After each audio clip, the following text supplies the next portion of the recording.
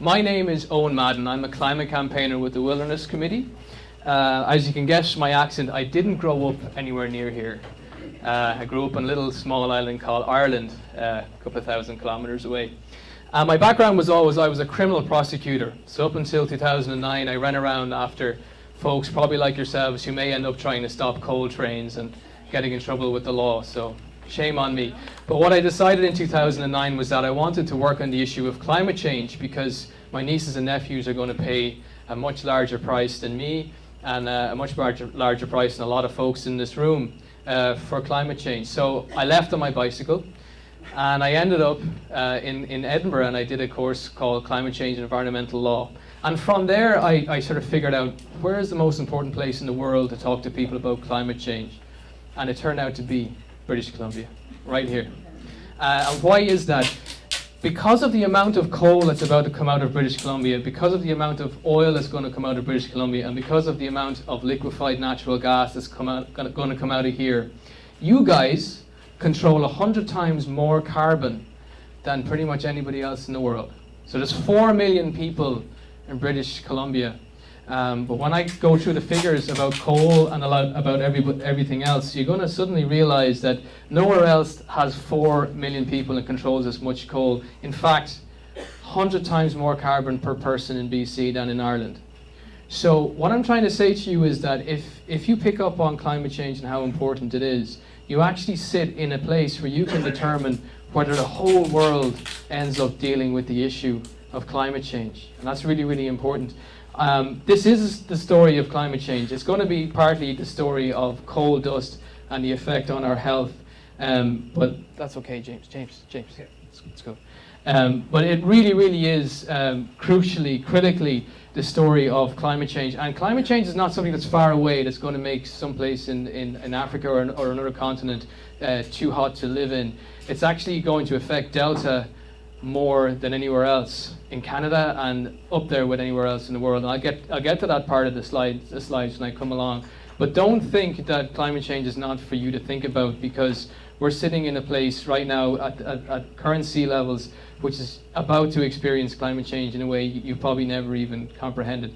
But I'll get there. That's been modeled, thankfully, by people in UBC. So global climate change, where are we at?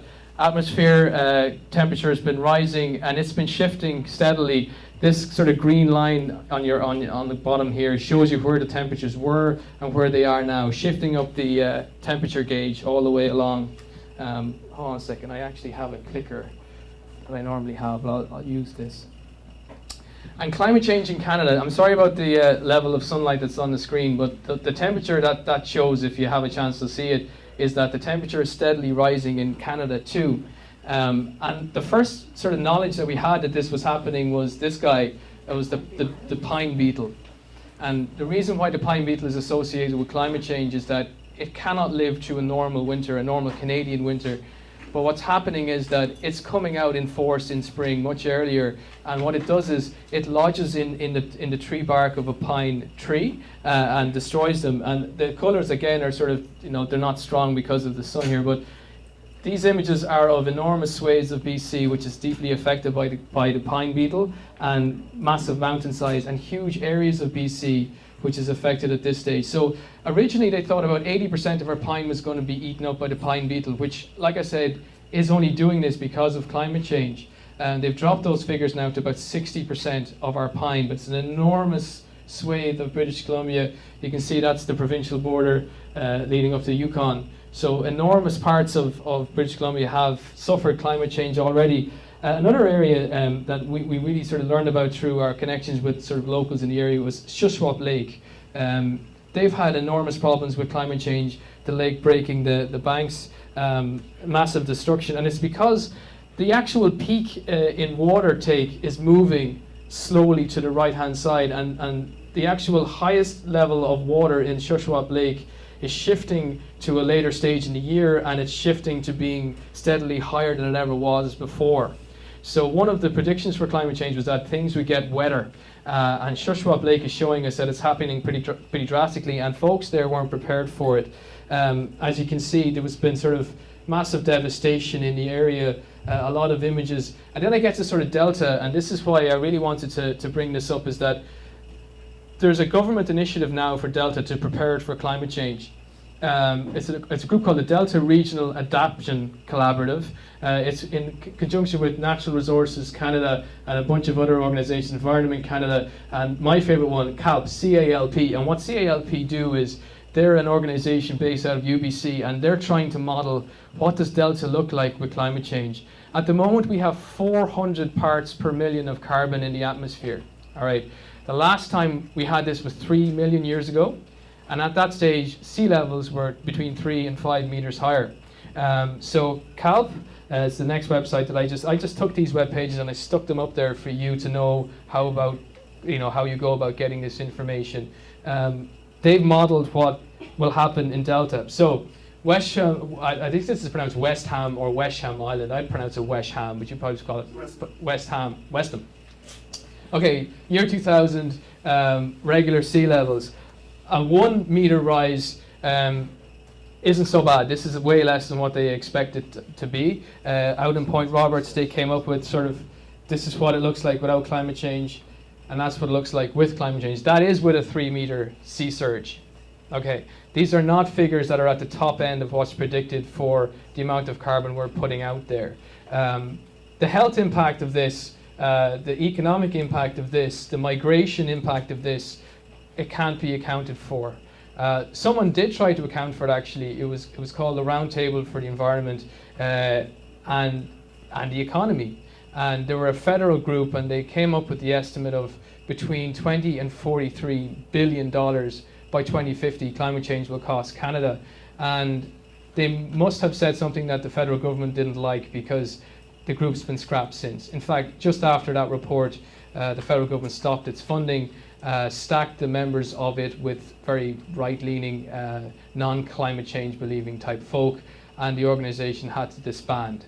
So we were actually losing our ability now to know the science behind what we're expecting, what's coming down the road. But thankfully UBC have stuck in there. More images, Point Roberts losing itself, and this is more of the inhabited areas. And then sort of a place that's much more close to my heart. I'm a North Vancouverite, so I've come a long way down here to talk to you. And luckily enough, this organisation had a look at, well, what happens to snow line in North Vancouver? Year 2000, year 2020, year 2050, and year 2100. From the top of the mountain, that's the snow cover since at year 2000. That's what it looks like in 2100. That looks pretty, innocuous, I guess, till you realise that that's our fresh water. That's the whole city's fresh water, and that's what supplies the lake that is dammed in North Vancouver, which supplies the whole city. So that's a problem. So it's a very big problem.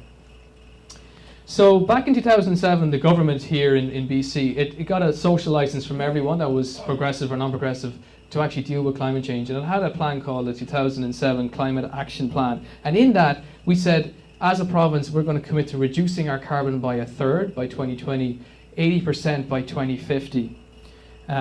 So to put that into perspective, we've got a situation here where just the Fraser Surrey Docks application alone is going to put 17 million tons of carbon into the atmosphere. So the whole province, right now, it produces about 60 tons of carbon. It says 68,000 here, but it's down to 62 million tons of carbon at the moment. And for Fraser Surrey Docks to do that, that's a quarter of everything we produce right now. For us to allow these projects to go ahead, it means that we have to take what we produce, which is, say, transportation, 36%, residential and commercial, heating your home, in other words, at 11%, electricity, 2%, and we've got to make room for the coal industry, a quarter of that, just for Fraser Surrey Docks, just for 50 jobs. So that's the first thing you got to realize, that you're going to change your way of life to accommodate Fraser Surrey Docks. And then there's the whole sort of funny business of how we actually account for our carbon output here in BC. We don't add in our exports, period. So when we said in 2007, we're going to take our carbon down by 1/3, right, of what it was, we decided to ignore what would come back across the Pacific from Asia in the form of coal burnt for energy. And it's not just the heat changing effect that has, it's also the fact that there's literally air coming from China containing mercury, lead, selenium, and all of the worst toxins you could imagine from the burning of coal as it passes here to get on a ship to go to Asia. So it's all a closed circle, and just for our own purposes, we should remember that when we hear BC say, and the government say, well, we've reduced our carbon emissions, they're not talking about the stuff that we've sent off our shores. In total, it's 100 million tons of carbon just in coal that we're planning to send off, and this is what Port Metro Vancouver has planned for the future. So why care about coal exports? I'm going to cover sort of 3 areas. From here on in, I have used a lot of information from an organization called Sightline in the US, and they've sort of composed a lot of stuff that's useful to us here. They've looked at coal trends in Canada, but also something called the big shift in the US and what that means for BC. So what's happening in the US is quite simple. More than half the energy in the US has traditionally been created by coal, but US folk, regular citizens like you and I, have decided that that's got to change. They have been helped by one very important thing, and that's that the gas prices have gone so low that it pays to convert your coal-fired power plant to gas. Okay, that helped them, but in reality, the real reason they're doing this is because of climate change and because of the health effects of burning coal. And what happened was an area in the middle of the United States called the Powder River Basin, which desperately wants to get its coal somewhere, tried to get it out of Washington and Oregon. And I'll show you those slides as we go along. But the biggest reserves were down in the US traditionally, still are, far bigger than Russia and China. That's in thousands of millions of tons of coal, so it's huge. Meanwhile, our consumption of coal in Canada has dropped, and our exports, for some strange reason, have been increasing. The coal industry itself has been in free fall in the United States, but suddenly China has shot up this red line in how much coal it's trying to consume, both its own and stuff from the United States. I know I'm flying through these a little bit, but I'm just kind of talk to you about the main points. I can come back at any stage. But this is the slide I was getting to. This is where the coal is actually coming from, the Powder River Basin in the center of the United States. Why this type of coal became so popular was it is slightly lower in sulfur than most other types of coal. And the United States had to make a rule that said you've got to use less sulfur because people are getting very, very ill from the sulfuric output of coal. Let's not even talk about the mercury or selenium, which makes your hair fall out. But the actual sulfur they went and targeted, and that made this coal very, very popular. But then, as I told you, gas suddenly made it sort of possible that you could shift over. So this is where it comes from, the Powder River Basin. All of these images are way better when you actually have no sun shining on them. But that's a coal train, and that whole area is just a whole sort of pocket of land just dug up for coal in the Powder River Basin. Some more images that you probably can't make out all that well. But what happened in the United States was that the coal industry decided it wanted to get all the coal out of northwestern United States, and 6 huge coal exporting plants came along.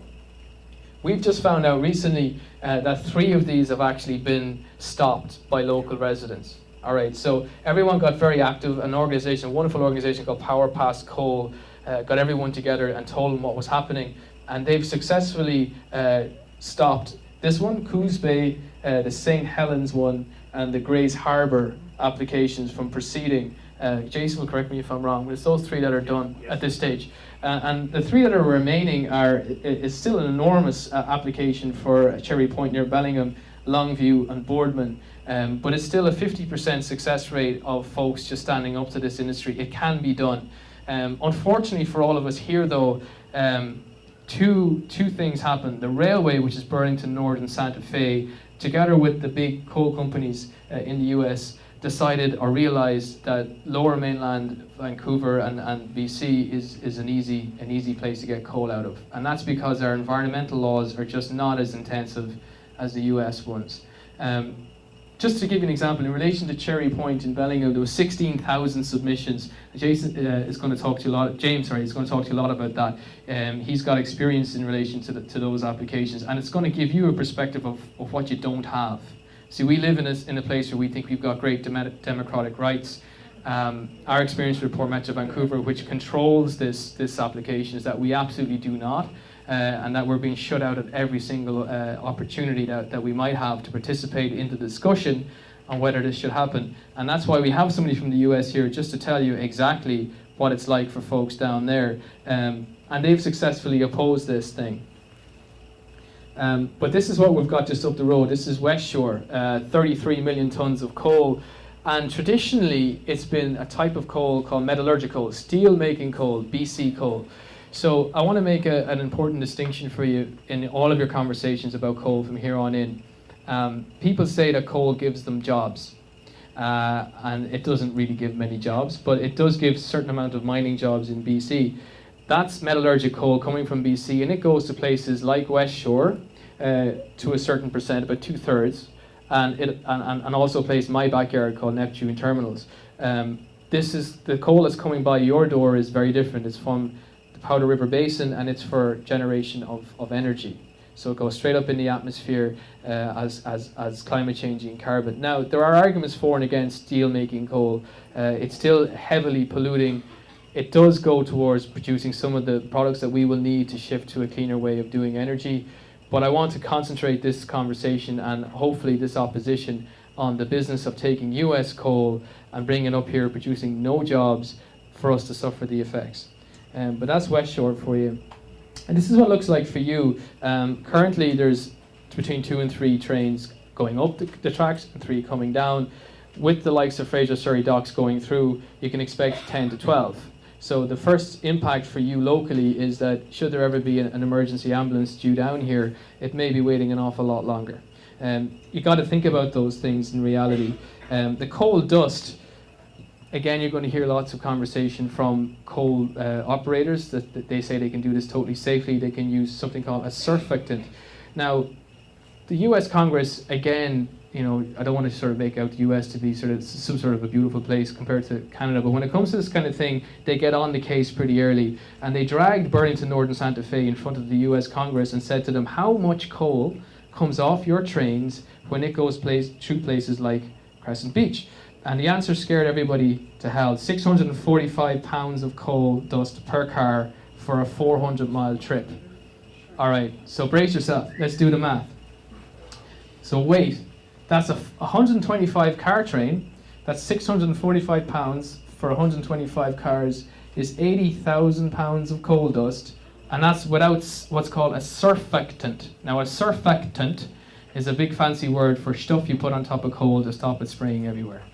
And it's a mixture of chemical and waters. It's not a nice product because it's got a very, very toxic chemical in it. And it does something that I found out yesterday called the plyboard effect. So if left on the coal for long enough, it congeals, forms into a hard slab, much like plyboard, and can take off from the top of the coal train. And you know, well, if you're standing near the coal train, you're in trouble. So, I will admit that there has been some of the coal companies, the BNSF and other people trying to put surfactant on there. You're still left with 12,500 pounds of coal per train ride. Okay. So think about the 10 or so trains going up the tracks here. That's a lot of coal, and it scares me to be living right beside Neptune Terminals, I've got to tell you. There's also the issue with safety. You know, they say that there can't be no accidents, but if you remember rightly, back in 2012, this happened. A ship carrying coal arrived at West Shore and drove straight through the loading, I don't know what you want, a conveyor belt, I guess is what it's called, and proceed to put 30 tons of coal into what is already a heavily polluted part of Salish Sea. So accidents happen. There is absolutely no technical measure that any company can bring about that makes coal safe. Don't believe the hype. I was at a committee meeting today in front of Metro Vancouver, and the CEO of Fraser Surrey Docks spent the whole time telling everyone how coal was inert and that he could do his business safely. These pictures, these images show you that it's impossible. Human error always rings true in the end. If they couldn't make the shuttles fly safely in the US, having spent trillions of dollars on them, and we also saw those shuttle disasters, unfortunately, in midair, there's no money you can spend on a dangerous business to make it not dangerous. This is just to remind you as well that Prince Rupert is part of this game too. It's a huge exporting facility as well. And to pinpoint the other two, we've got West Shore, we've got the big Cherry Point one, and we've got North Vancouver, which is my next door neighbour. So what sort of figures are we talking about here? Prince Rupert, as I told you, it went all the way up to 25. North Vancouver went to just under it. West Shore look to go all the way to 33, but the main point about West Shore you got to remember is more and more of this stuff is thermal coal, not metallurgic coal. It's the stuff that you guys will have passing right through your door, and it's the stuff that hopefully you guys will feel like objecting to. The rest of them are the huge amounts that were to come out of Oregon and Washington.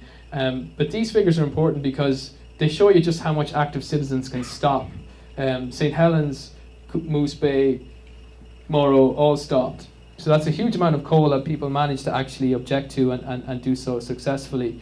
It is the most carbon intensive fuel on Earth. So the difference between metallurgic coal and this type here, which is the thermal coal, is that it's slightly more carbon intensive. They're still two very bad products, but compared to things like, say, propane, gasoline, diesel, the effect that coal has on the atmosphere is far more severe. It is the biggest reason that we have the problems that we have with our climate.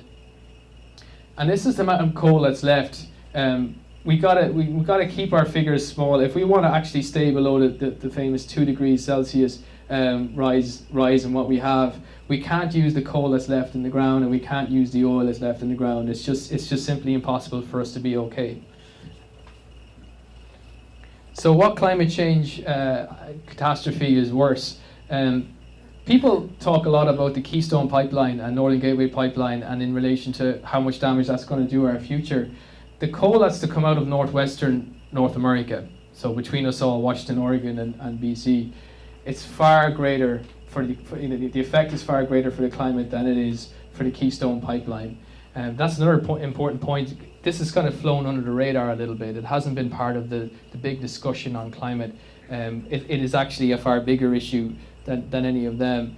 Then this slide is about an important issue as well. We're often told that, well, we don't really affect China's decision to take coal in, and if we don't give it to them, sure, they'll get it from somewhere else, right? That's not true. The more that we send to China, the lower the price goes, the more coal China consumes. We're not aiding and abetting China to burn coal, because that's the wrong thing to do on any level. So this report, it was a very important economic report. It came out, it actually showed that by us deciding to do this, we are increasing the amount of coal that China will burn. Seems like a fairly obvious point, but actually the way it's been spun in the US and here is that, well, China's going to find the coal anyway, so if there's going to be money spent, it should be spent on Canada. And the truth is that if we make this decision, we increase the amount of coal that China will use and will ever use. We're actually creating the problem, okay? We're not just sort of bystanders to all of this. These are the companies that are sort of targeting us here in BC, Arch Coal, Peabody, and Ombre Energy. And some of the messaging that they get engaged in is kind of scary. Now, there's a lot of script on this that I want to this is really the core of the messaging that's happening down in northwestern United States. So this is an effort to support the Gateway Pacific Terminal. This is a big one in Cherry Point with, I think it's about 45 million tons of coal. 48 million tons of coal from Cherry Point. And this is what they said. They said this, this is what they told the public in Washington. Our opportunity to capture jobs and exports. British Columbia has been reaping the economic benefits of coal exports for years. In fact, a new report found that BC coal exports total 71 billion, and the coal industry supports 26,000 jobs throughout the province. That's not true. Many of which are twice the average annual provincial wage. At the same time, BC is widely regarded as one of the most environmentally conscious regions in the world and has won many awards in tourism, including Vancouver, BC's award for the world's most livable city 5 years in a row. Capital letters. What does this mean for our community? It means that we have a choice. We can continue watching these trains pass us by, or we can capture the economic benefits of coal exports by supporting the Gateway Pacific Terminal. The Gateway Pacific Terminal can bring our community to the same kind of economic and environmental prosperity as British Columbia, creating thousands of local jobs and millions of dollars in new tax revenues while upholding our state's stringent environmental standards. We are the reason why US folk have to suffer coal, because we've been too apathetic, we've been shut out of the system, and we haven't been informed, and we haven't been going to town hall meetings. We have to organize, and we can't let companies like this use us as the excuse for people in Washington to have to accept coal. It doesn't stop there. There was lots of this stuff, but I'm only going to show you sort of two of them. To answer that question about job creation, no. coal actually creates, along all of the spectrum from direct jobs, indirect jobs, and induced jobs, a small amount, compared to, say, printing, or construction, or transport and warehouse, or repair and maintenance, or education. It's a terrible job creator. It creates lots of money for Peabody Energy, and it creates a lot of problems for everybody else. Don't fall for this old dichotomy of the environment or jobs. Our jobs will be lost if we don't start doing something about the environment. They are not interchangeable, they're not separatable. There's no difference, okay? Our jobs are secure if we start doing what's right by the environment and by each other. And Germany has figured that out, so has Europe, and they're not short on energy jobs. This is the wrong sort of energy job, and it can't provide many jobs for us no matter what we do. I'm nearly at the end. I know there's a lot of information, I'm flying through it, but we sort of started a little bit late. So this is the worst one, and it's still from the same website. They say, will the trains come anyway? Yes. Ridley Terminal, located in Prince Rupert, BC, plans to double their coal exporting facilities. Coal is British Columbia's #1 mineral export. Is it any surprise that expansion plans for coal export facilities are well underway, so our neighbours to the north can reap the economic benefits from the growing coal demand in Asia? ? It's a fact. Trains carrying coal have been passing through Washington State for years, and these trains are unloaded at multiple ports in British Columbia, all of which have plans to significantly increase their coal exporting capacity. It's also a fact that trains carrying coal will continue to pass through Washington on an increasing basis. So what they're saying is that those folks up in Canada are going to accept this, and you have a choice. You can lie back and suffer that, or you can reach out and get these jobs while they're still available, but they're not available for long, so make your decision, because folks in Canada are just going to take them. That's kind of the vibe. That's not very nice, but that's what's happening down there, and I sort of wanted you to know about that. And in reality, I put this slide up because this shows you that they're not telling the truth. They say, well, like, lots of trains have been passing through Washington. For them, this is the number of trains that have been going. It didn't even exist before 2010. It started to happen around 2010. For them to do what they're planning to do, they need to take the trains to this level. So they're lying. It's not true. They're just trying to persuade people about the fact that we don't really know what's best for us. So back to Fraser Surrey Docks. Now, this has changed a little bit recently. It actually changed as of this morning. So a little bit of background for you is that the Environment and Parks Committee of Metro Vancouver brought about a resolution. And what they said was that they think that Metro Vancouver should be opposed to the increase in coal exports from different parts of the port. And it said so because it's concerned by air quality. That resolution was passed about a week ago, and suddenly it reappeared before the committee. Somebody somewhere had put pressure on Metro Vancouver to change the wording from being opposed to just being concerned by. And funnily enough, at that committee hearing, the CEO of Fraser Surrey Docks was suddenly allowed to be there and to give his views on how he can do coal safely and how coal is totally harmless, believe it or not. But luckily enough, just 2 days before that meeting, that was this morning, so I'm a little bit tired, I was up at 6:30, but 2 days ago, I got notification that this was going to happen, and luckily myself and a few other environmental organisations, one of which is VTAC, Voters Taking Action Against Climate Change, which I'm very happy to work with, we went in and we gave our submissions about climate change, pretty much along the lines of this, and thankfully the committee stuck with its original wording. So this is being held back, yeah. I'm sure you won't mind me letting you know this, but there's a man called Harold Steves, from Richmond, and Harold is becoming very quickly my hero, I have to say. I mean that, he's a real life, living, walking hero, and Harold has fought hard for that resolution, and he was glad to have us in. We kind of stuck it to them. I kind of compared the argument that Port Metro Vancouver has come out with recently. Port Metro Vancouver, when we say to them, you don't care about climate change, okay? And we're saying that because you want to send 50 million tons of coal to Asia for it to be burnt and create carbon, and 100 million tons of carbon, and all these scary figures. And what they say is, oh no, we do care about climate change. We're watching the emissions from the ships that come into the port. Yeah. So what I said to the board today, and I was worried I was going a little bit too far, but what I said was that that's like a heroin dealer saying, you know what, look, listen, I'll continue to deal heroin, but I'll get really clean myself. You know, and I thought that was going to be a bit too far, but Harold sort of liked it, and yeah, so they stuck with it. They stuck with it. So these figures are all changed now, and you know what? These figures have changed because of this. Folks getting together, opposing it. None of that conversation would have happened today at that committee had folks like yourselves not got active. So congratulations, clap on the back. We're going to keep chasing that resolution.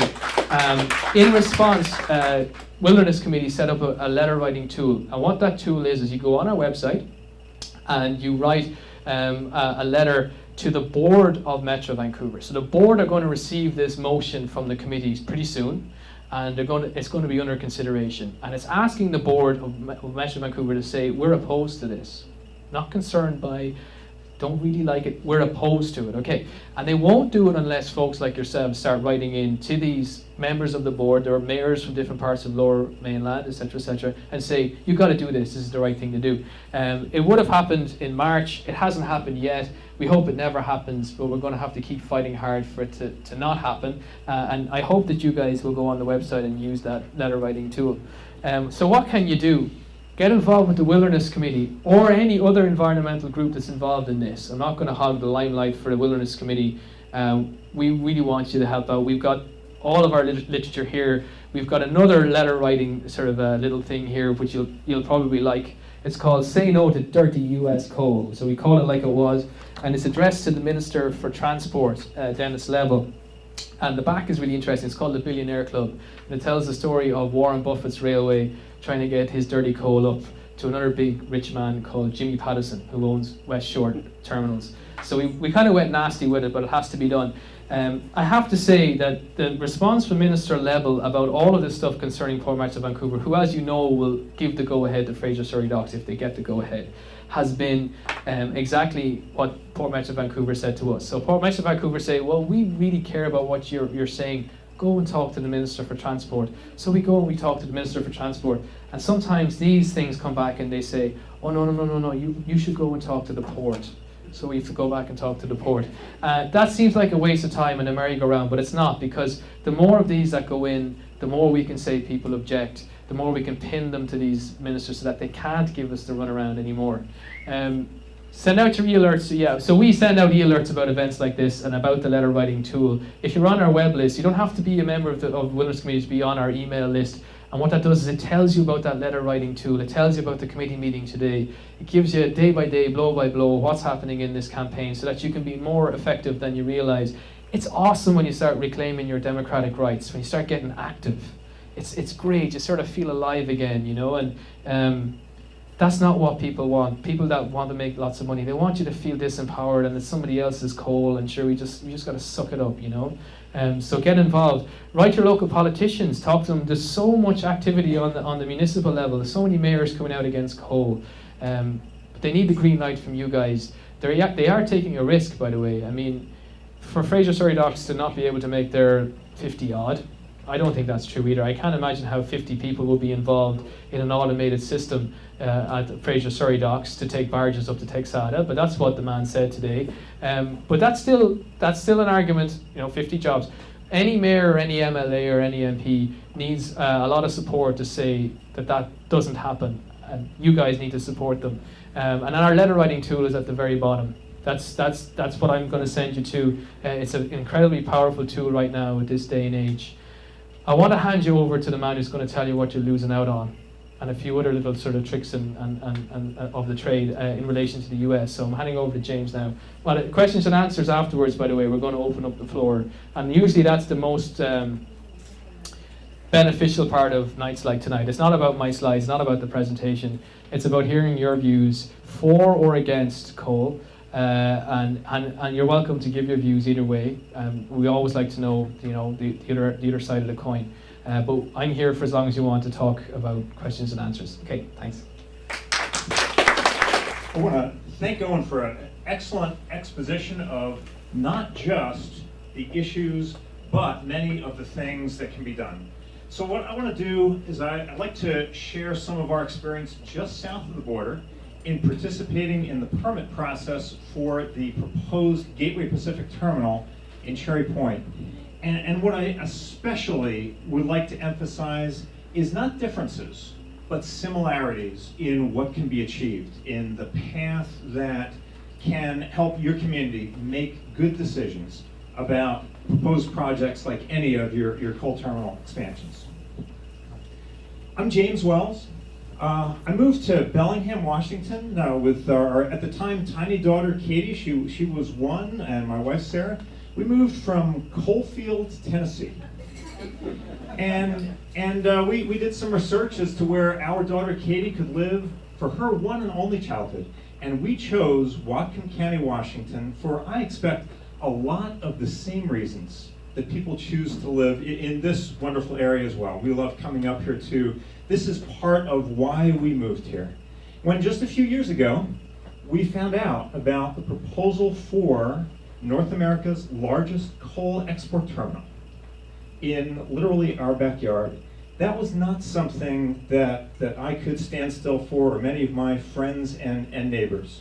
And so over the last 2 years, I became deeply involved in the process of raising awareness in our community about the Gateway Pacific terminal. And I feel like from some of the descriptions of events that Eoin provided, you're exactly where we were a year and a half ago. I mean, almost exactly. From this process of initially disbelief, it couldn't possibly mean to do that, to understanding, oh yes, and then setting out on the mission to create awareness and action in the community. So, any given terminal starts with a plan, and that plan is defined very, very narrowly. They've got a fence, they've got some property that perhaps they own or they have a lease to operate, and they say that's it. That's the entire plan. It's just this thing we plan to do on that plot of land. The reason they do this, of course, is because they know the more narrowly you look at any plan like this, then the less there is to see or be concerned about. But the reality is that the entire plan, as Eoin described, is firstly to dig up trillions of pounds of rocks in Wyoming and Montana, ship them by trail to the Pacific Northwest, including the US and Canada, long ocean voyage to China. And there they will light the rocks on fire. And then we will get them back in the form of mercury and global warming pollutants and cheap plastic crap, which we will then owe them more money for. So that's the entire transaction. And when you look at that larger picture, that looks a little different from just a little plan on a plot of land. So here's the site at Cherry Point, and the planning term for this is that this is unimproved land. So there's Cherry Point in its unimproved state. Now, in order to export the coal, you know what's coming. It needs to be improved. Now, this, of course, is not the Cherry Point terminal because it doesn't exist. It is still unimproved. Okay. This is, I believe this is West Shore. So that's the type of improvement that they're planning to bring to Cherry Point. So we have a process, and it's called the permit process, but we have to remind everyone it's the permit or not process. And when we started learning about this is how we thought about it. There's these various stages, starting with scoping of the environmental impact statement. The EIS is a compendium of all the environmental impacts of a proposed project. And the first thing you do is scoping. You decide what should be considered in the EIS. So that's the start of the permitting process for any major development in the United States. And as I looked at this, getting ready for this evening, I realized that no matter what your official permitting process is, there are striking similarities between what we have been doing and what you are going to be experiencing. And the reason is because this is not what actually goes on.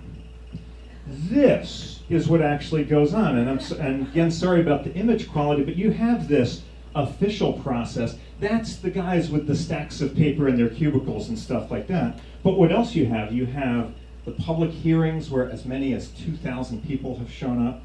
We have our comment periods, we have elections where it is a hinge point issue, And more broadly, we have the conversation and the awareness across our community. And I've come to believe that no matter what the official bureaucratic pieces of paper process, there's two outcomes, and here are the dependencies. If there is not awareness and action and response in projects like that, they'll happen. And if there is a broad consensus in the community that it's unconscionable, then it won't happen. And the permit process is just the mechanism by which that outcome expresses itself.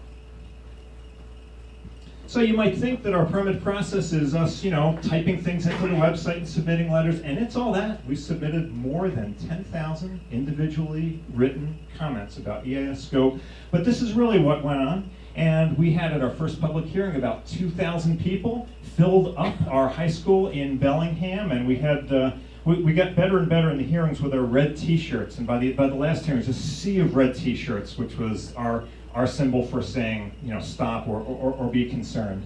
And that was our participation far and wide through the community, front page on the newspaper. Officially, yeah, it was just receiving some comments. But in practice, it was the entire community becoming aware of this issue and participating in it. So the first stage in an EIS is scope, and that's what should be considered. You may not have an official analog, but in your community conversation, I think you do.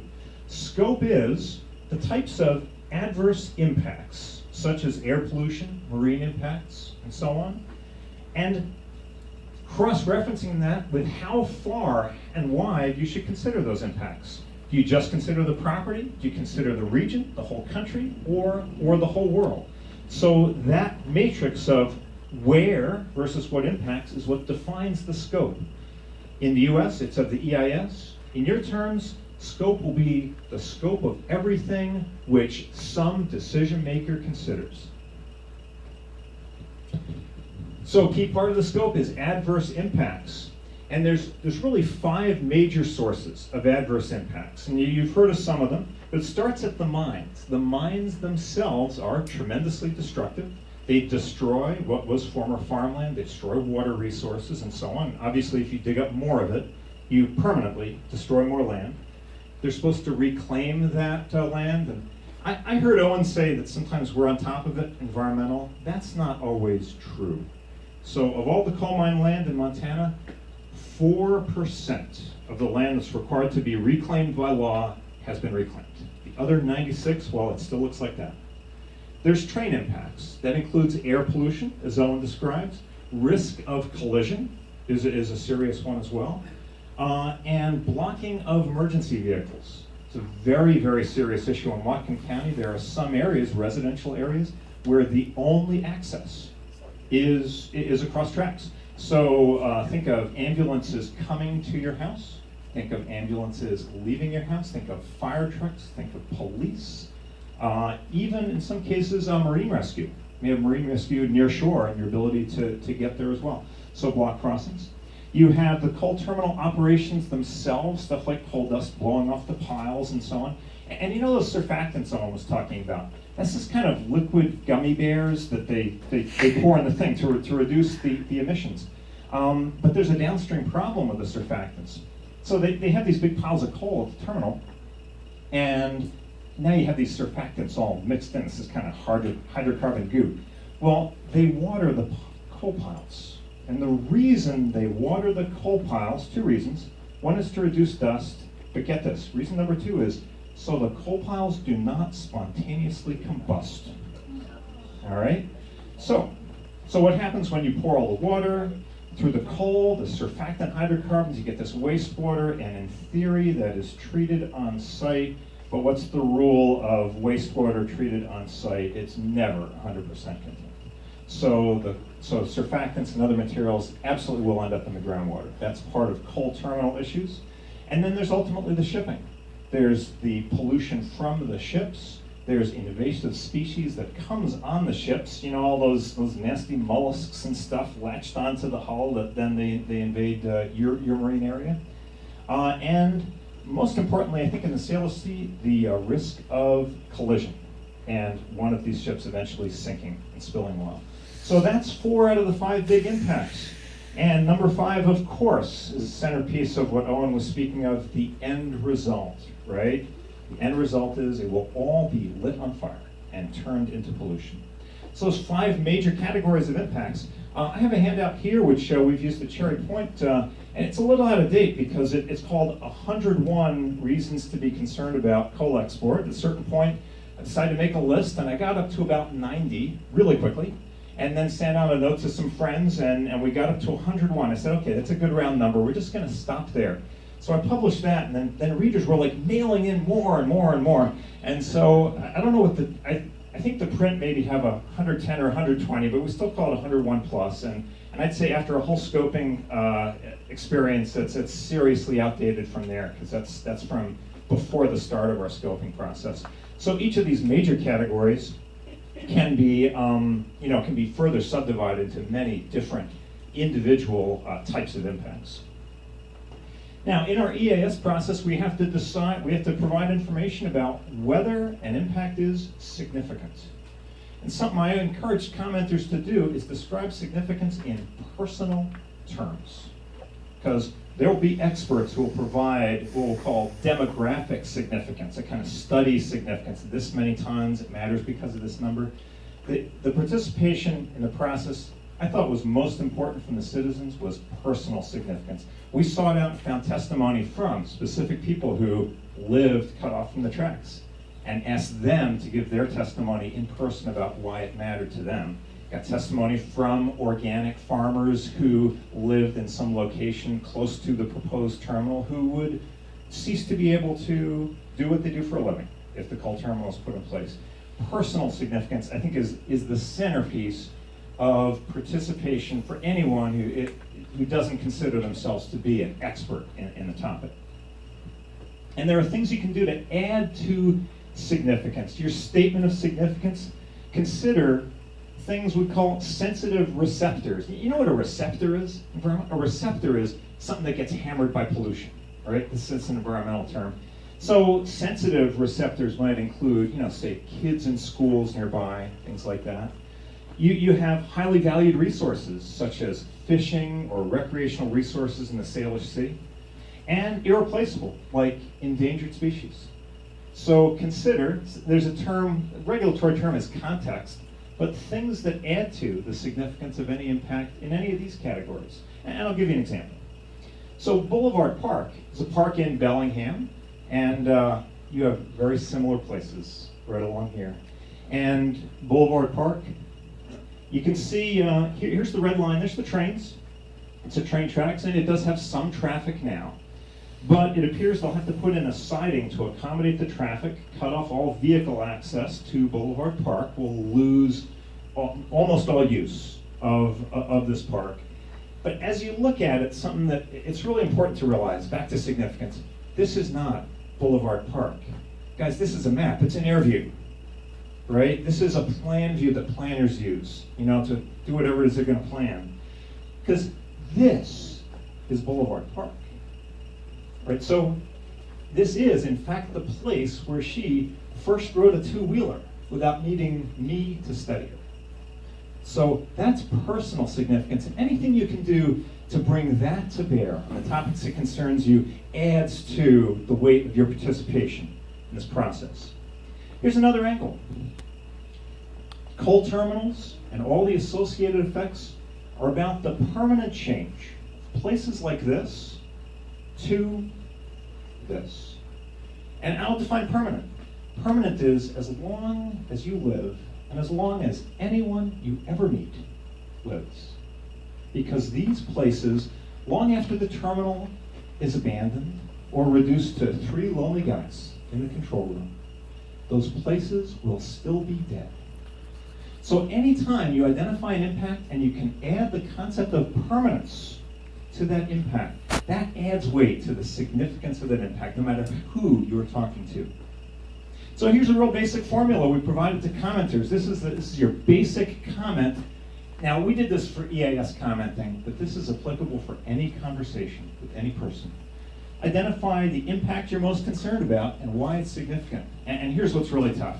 You get involved in this and you learn about all these impacts. When you try this out, try it with one impact And it's hard to keep it to one impact, but that makes your message clear, right? I might talk to someone for my 90 seconds or whatever about Boulevard Park. I'm not going to list the other 100, right? The impact, why it's significant, and then here's a really important thing. Anytime you talk about this, you got to ask for something. And here's why. If you just say, oh, I'm worried about this bad thing, it's like reading the newspaper, right? Oh, bad news, oh, what's next? When you ask for something, the person has to process the news you're giving them, right? I'm going to ask you, my friend, to come to our next meeting. I'm going to ask you to send in this letter. And the moment you ask someone to do something, they have to process the news. They have to decide how much it matters. Even if they don't do the thing you ask, they will better remember everything you've described. Describe what you're concerned about. Ask for something. And as they process that ask, some of the time, that person will experience that moment of clarity that says, this is wrong.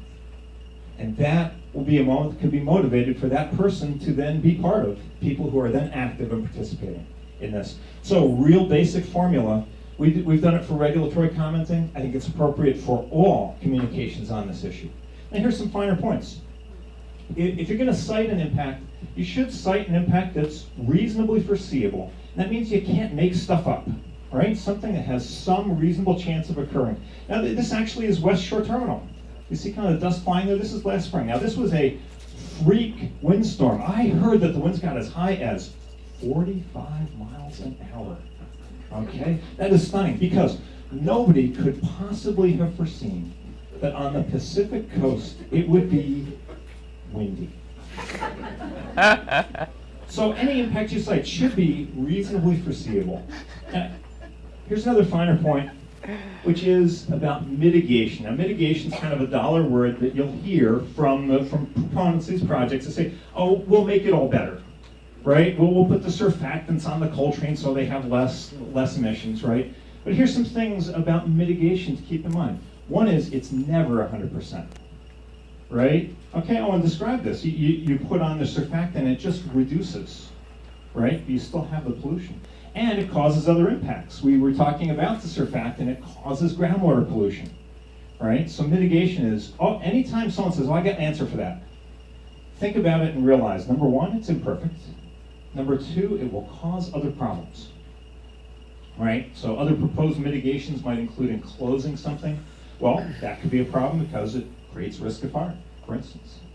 So consider in any comment, if someone has an answer on mitigation, realize ways you can respond to it. So it all adds up to this. There may be 101 or more, there may be 200 specific reasons to be concerned about these coal export projects, but the game changers are one or more of these. An adverse impact that's reasonably foreseeable, it's significant, and will not be mitigated. And notice, I didn't say cannot be mitigated. Hey, there's some impacts that can be mitigated, but they're not going to do it, right? So you have to look at the proposal for whether it will be entirely mitigated. And this may be a somewhat shorter list, but these are the game changers. And I think emblematic of that is the vastly increased likelihood of a catastrophic spill, one or more, in the Salish Sea. And that's especially considering the coal exports on top of other petroleum exports. Because the shipping lanes have a network effect, if you add 10% or 20%, you don't just increase your hazard by that. There's a tipping point where it just can't be done safely anymore, and we're very close to that tipping point already. So as you look at any proposed project, as you wade through all the things that you're concerned about, identify the game changers, these types of impacts that could cause someone who's a decision maker, someone on a council, someone in city government, or simply someone who is prominent in your community to say, I get it.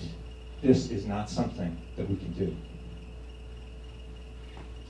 So, I described to you a real basic method, which was that what you should do is you should say impacts you're concerned about, why it's significant, and then ask for something. So I tell you what, we've talked about a number of impacts. But I want to take a further step back from any one enumerated one you might be concerned about, and even a step back from specific symptoms or issues of global warming. The biggest topic or impact is, at this stage in our history, will we continue forward with the combustipalooza? We're going to continue forward digging up or cutting down and lighting on fire everything we can get our hands on. Or do we have the ability to think in new ways and make smarter decisions for our future and our children's future?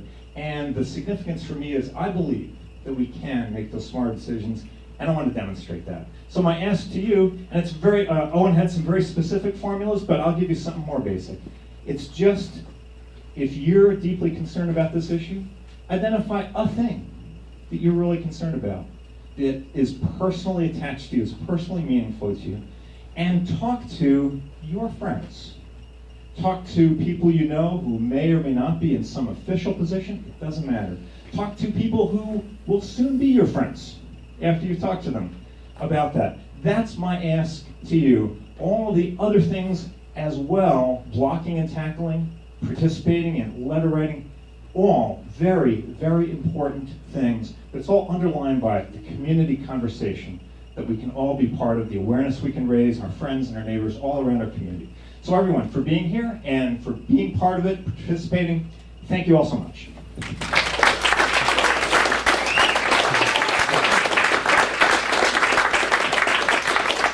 Thanks for spending the time coming over the border and sitting in all those waiting lines as well. That's sort of the biggest part of this. Okay, I am going to get just very shortly, very specific with you. What you've just heard is how it should be. And I'm just going to tell you how it's been. Port Metro Vancouver in North Vancouver, it allowed a doubling of coal exports from Neptune terminals. Rather than there being a scoping, rather than there being a hearing where those, you said more than 10,000, the figure I got was 16,000 submissions on it. What I got in North Vancouver was a leaflet. And I was lucky because most people didn't get them. And soon word spread this was going to happen. So we did write into Port Metro Vancouver, and Port Metro Vancouver then assessed the Neptune application and said that Neptune Terminals had indeed conducted proper public consultation. Which is kind of scary. And it said that, all of these comments that it received, a lot of them were in form letter format. And what a form letter format is kind of like the letter writing tools we have on our website. It's a kind of a format that you fill in your own details and you send in. I have never heard of any organization having or body having a problem with that, but it did. And the port said, well, a lot of these were form letters, so we're not going to count them. Okay. But what it didn't say was that the folks on the other side who said they were for Neptune terminals, they also used form letters. And when you take form letters out of the equation completely on both sides, what you had were 16 people for Neptune terminals, 267 against. Now, the ports looked at that and said, well, that's good public consultation. We're happy with that. Continue on. I'm not saying this to make you feel disillusioned. Things have gotten way better. Fraser Surrey Docks would have happened but for the fact that people started to know about it, people started to organise. And Fraser Surrey Docks were then told by Port Metro Vancouver that, well, actually what happened was the port hired a public relations company. So rather than doing the right thing, it hired a PR company. And the PR company said, well, Mr. Sylvester, head of Port Metro Vancouver, what you need to do is you need to tell Fraser Surrey Docks to have more meetings with the public. Okay, now a proper meeting like that we all should attend, where we can give our views on whether something should go ahead, it should actually be held by Port Metro Vancouver, not Fraser Surrey Docks. Fraser Surrey Docks doing this is kind of like having the fox out to keep an eye on your chickens for the night, okay? Like, why would you? Why would I care about asking you guys what you think about my project if it's my project? So, none of this happened in the US. It was an independent body that this all happened before. But what happened today was that we raised this issue before the committee in Metro Vancouver. And what I said was, you must stick with the original wording of that resolution that you brought about originally, saying you're opposed, which they did. And I said, if you ever change that wording, what you should change it to is that Port Metro Vancouver must have an open public hearing independently, where we all go in and we say, well, I don't want to be sucking in selenium into my lungs, so stop this. Okay, and we didn't think that would ever happen, but Port Metro Vancouver may have to do that soon, because the board are being recommended by that committee to have this public hearing. It may be confined simply to the issue of air quality, but that's still your chance to get in and talk.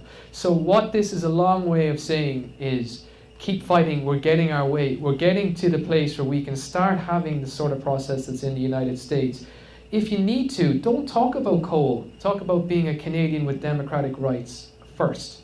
And eventually they're going to actually, with the Fraser Surrey Docks, after talking to their PR company who say, no, this is getting really bad now, we should have a public hearing. We'll get there. If we keep writing our letters, if we keep demanding it, and then we get into scoping, and then everything that James has just said to us really becomes important, very live. Owen, did you want to talk about your video? Yeah, sure. So this is Eoin Moriarty. He's been standing in the background recording what I've said and capturing it on video. Eoin is involved in a project to develop a movie, a documentary about this situation in BC concerning coal exports. He shot some footage with me. I just wanted to give him the chance to talk to you about his project. Hey. So one of the things that keeps coming back and forth we're talking about is gathering stories. And so I've filmed and chased coal trains over the last month and a half, and talked to lots of people, and it's been amazing. But so we keep talking about these meetings that are kind of scheduled to happen. Maybe they will, maybe they won't. The idea is to have our own meetings regardless. And Port Metro Vancouver probably won't even show up. And if they do, it'd be great. But what I'm trying to do is I'm trying to gather stories.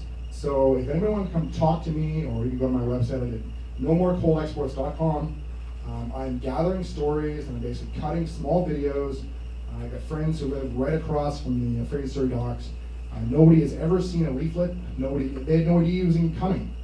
So I'm basically gathering footage. So if anybody wants to record a piece of footage, basically talking about their concerns about any of the issues we identified today, this is how it's going to happen. It's basically gathering stories. And what will happen is in a public debate, or even people can even show up to see it, or to broadcast what they want to say, we'll be able to play some clips, some small pieces from people all over the Lower Mainland, why they're concerned with this issue, because it's the stories that are going to, is that when you're telling your friends, and then somebody said this, and that's how it spreads. So thank you very much for this opportunity, and it's an awesome turnout, despite our crazy start. So thank you very much. So, if you end up having some footage shot of you, we'll host it on the Wilderness Committee website. So the idea is, one of the ideas me and Eoin are throwing around now is that we have a weekly coal news video on our website, so that we actually start making the news that Vancouver Sun, etc., isn't telling you enough of. That we actually have our own independent sort of media source or supply of information. I don't want to call it bias. If you're into coal, I'm perfectly happy to have you on the footage. All right, so we can have a proper debate. Questions and answers time.